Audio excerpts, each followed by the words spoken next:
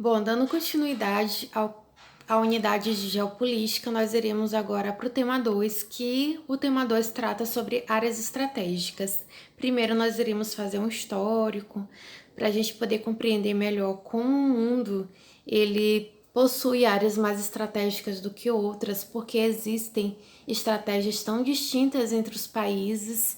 E depois nós iremos falar um pouquinho sobre o que define uma área mais estratégica, quais são os fatores que tornam um país com uma estratégia, né, que seja mais interessante dentro da geopolítica. Lembrando para vocês que logo na primeira aula eu expliquei para vocês que a geopolítica ela está relacionada com essa questão da estratégia.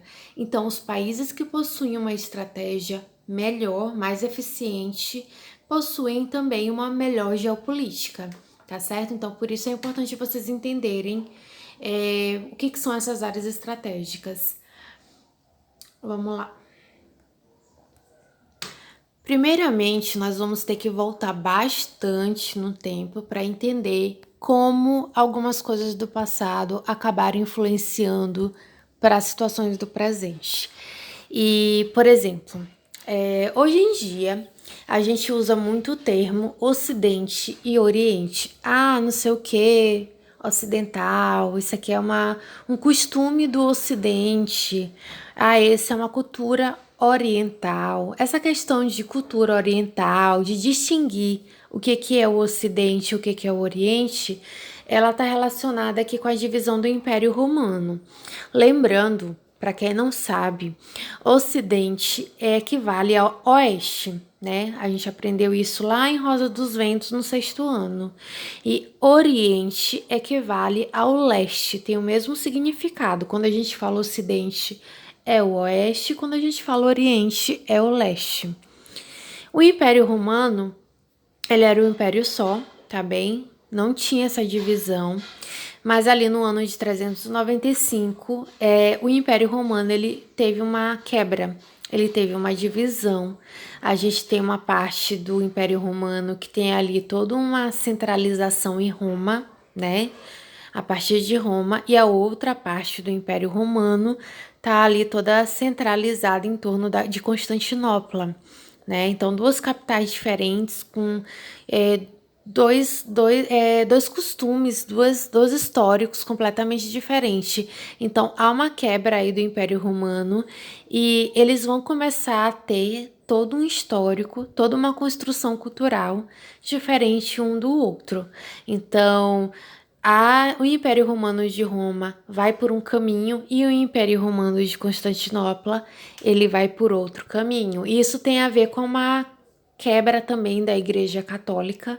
A Igreja Católica, ela se divide na Igreja Católica Romana, né? E a Igreja Católica Ortodoxa.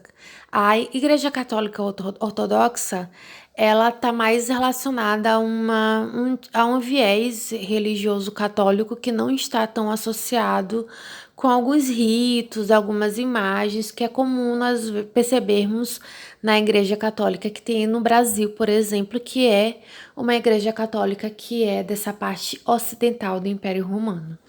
Então, vale até uma pesquisa aí depois vocês verem as diferenças, mas existem algumas diferenças de interpretações da Bíblia, de algumas interpretações de rituais, existem algumas execuções que diferenciam a Igreja Católica Romana da Igreja Católica Ortodoxa, tá certo?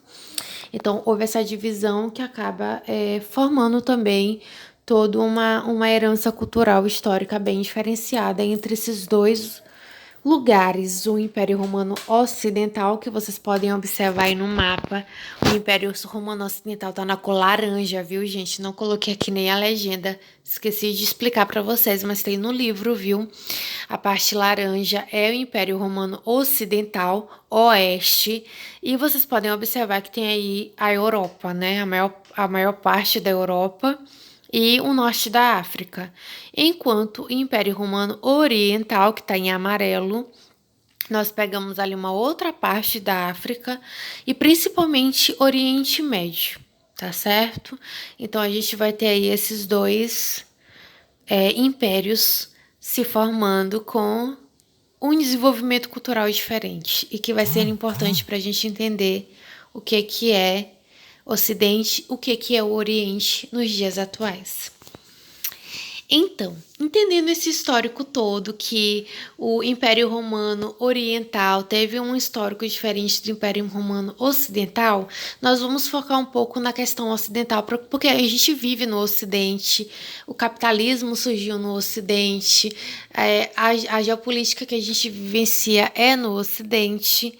Então é importante a gente focar um pouco nisso. O que aconteceu com o Império Romano Ocidental? O que aconteceu foi o capitalismo, né? O capitalismo surgiu. Primeiro teve a Idade Média, logo depois do fim do Império Romano, no século V.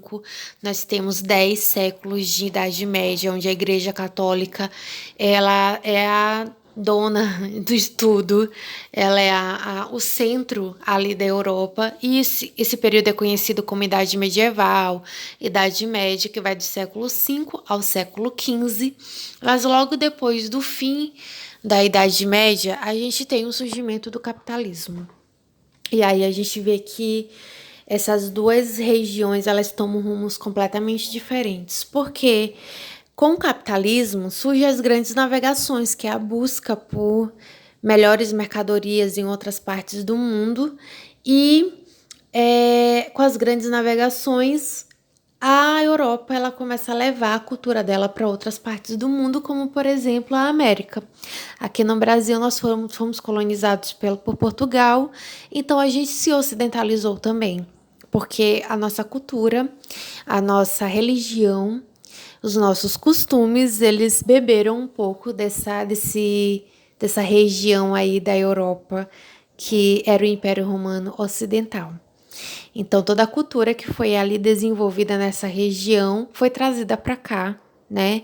Como nós podemos perceber que a Igreja Católica que a gente frequenta, que a gente vê aqui no Brasil, ela é dominada, né, predominantemente uma Igreja Católica com características semelhantes à Europa, que fazia parte do Império Romano Ocidental.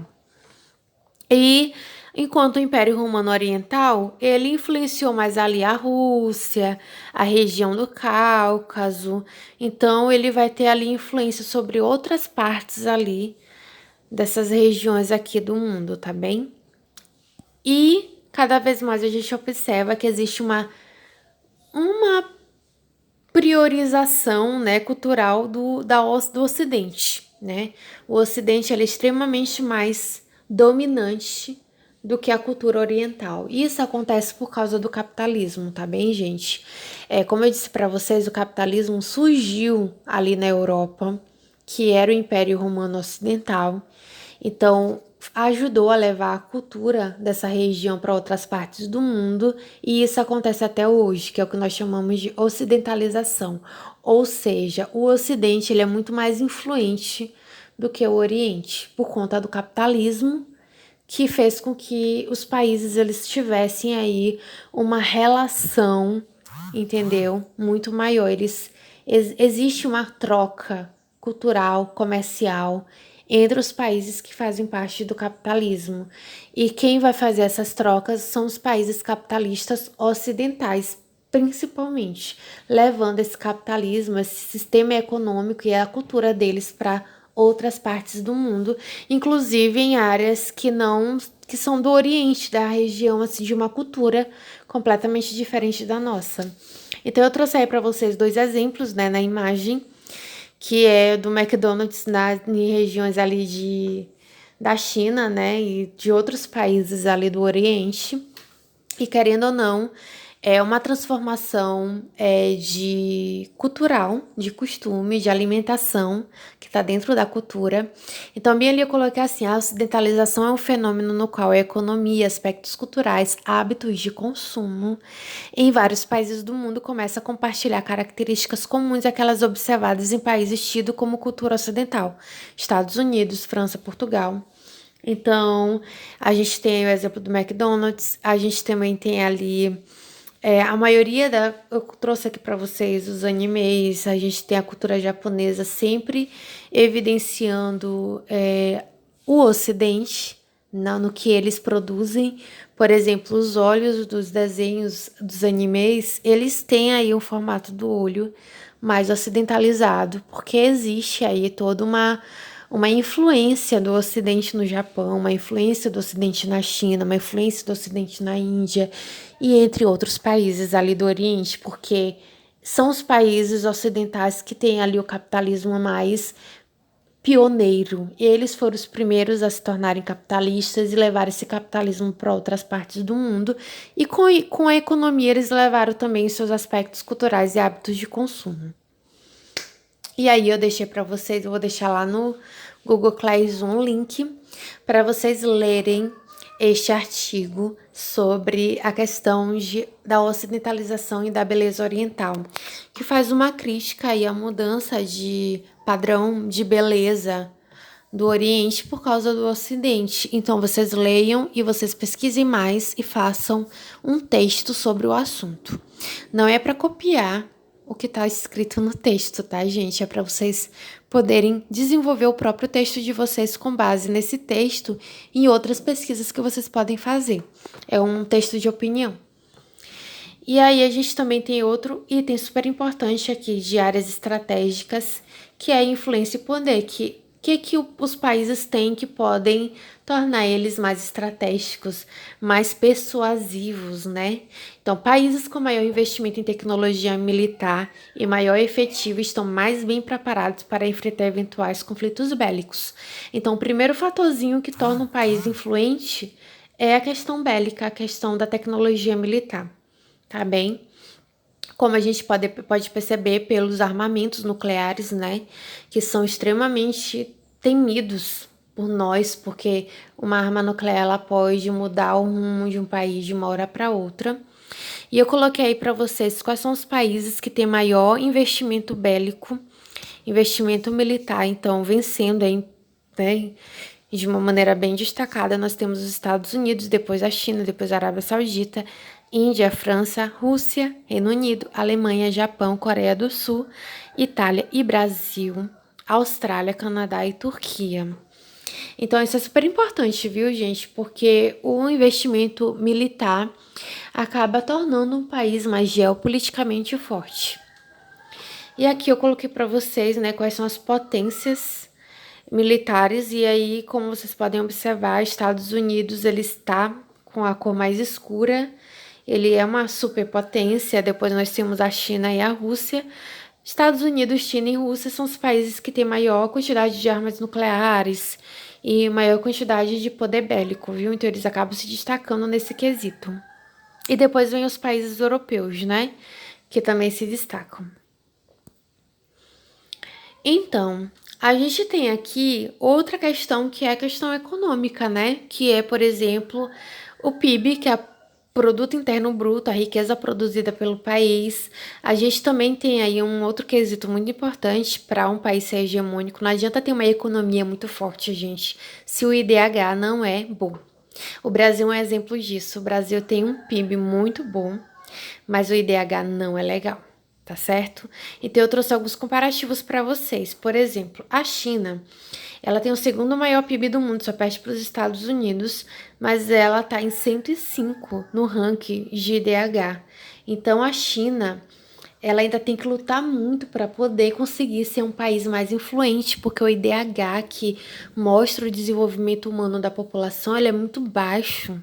Assim como o Brasil também sofre com a mesma problemática, ele está em sexto em maior PIB mundial, mas o IDH lá embaixo. Entenderam? Enquanto a Noruega não tem um PIB tão importante, mas ele é primeiro em IDH mundial. Então, a gente tem aí toda uma questão de o que nós vamos priorizar para conseguir identificar o que é uma potência mundial, quem é mais influente. Só a economia é importante? Não. Só o desenvolvimento humano é importante? Também não, porque a Noruega também não é uma tão hegemônica na geopolítica mundial. Tu tem que ter um equilíbrio entre as duas coisas. Tem que ter uma economia boa e também tem que ter um IDH bom, que é o que os Estados Unidos conseguem. Além disso, nós temos as potências regionais, ou seja, não são potências mundiais, mas dentro do contexto regional que está inserido, ele se destaca. O Brasil é uma potência regional, tá, gente? Eu coloquei aí um mapinha para vocês, que o Brasil se destaca dentro da América do Sul. Nós temos uma economia, uma influência muito grande dentro da América do Sul. Então, nós somos uma potência regional. E tem outros exemplos também. A gente tem o Brasil na América do Sul, a África do Sul na África Meridional. Meridional significa região sul do continente africano. Nós temos a Rússia ali na parte mais oriental da Europa. A gente tem a China e o Japão na Ásia. A gente tem a Alemanha, o Reino Unido e a França na Europa. São potências regionais. E outro fator importante para áreas estratégicas mundiais é as reservas de petróleo. O petróleo é um item muito importante no mundo atualmente. A maior parte das coisas que são produzidas, a indústria depende do petróleo.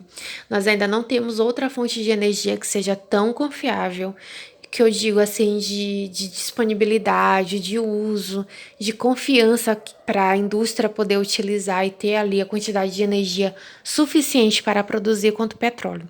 Só que, como vocês sabem, a reserva de petróleo é limitada, então há uma disputa muito grande pelas áreas que existem petróleo. E a Venezuela, para quem não sabe, é um país que está em primeiro lugar em reserva de petróleo. Podem observar como está destacado bem aqui a Venezuela. Mas nós temos aqui também o Oriente Médio. O Oriente Médio, ele acaba sendo uma região extremamente explorada porque tem petróleo. Então, acontecem muitos conflitos nessa região por causa do petróleo. E quem domina essa região acaba se destacando na geopolítica.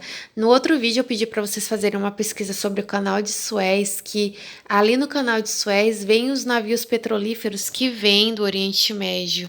Ó, o Canal de Suez, gente, deixa eu circular aqui para vocês. Essa região bem aqui é um canal que a gente sai do Mar Vermelho e vai em direção ao Mar Mediterrâneo para conseguir chegar na Europa e no Oceano Atlântico sem ter que dar a volta aqui na África, que seria muito mais demorado e caro. Então, existe uma preferência aí de usar o Canal de Suez porque é mais vantajoso. Então, o Oriente Médio é uma região estratégica. Então, quem domina, quem consegue controlar essa região se destaca, tá bem? Eu coloquei aqui para vocês esse estreito, né, aqui, como vocês podem ver, que é o de Gibraltar, que fica entre a África e a Europa, que conecta o Mar Mediterrâneo ao Oceano Atlântico, e ele tem a mesma função ali do Canal de Suez, que faz essa transição aí dos navios para ter um caminho mais curto em direção ao Oceano Atlântico. Outro canal importante, além do Canal de Suez, é o Canal do Panamá. Ele conecta o Oceano Atlântico e o Oceano Pacífico, sem que o navio tenha que dar uma volta lá na América do Sul, uma volta em torno da América do Sul para chegar no outro oceano. Então, encurta, economiza, é mais rápido, então é estratégico, tá bem? São passagens estratégicas. E por fim, eu vou deixar aí para vocês a página 22, 23 e 24 para casa, tá bem? Então é isso, gente. Obrigada. Espero que vocês tenham entendido os dois vídeos, tá?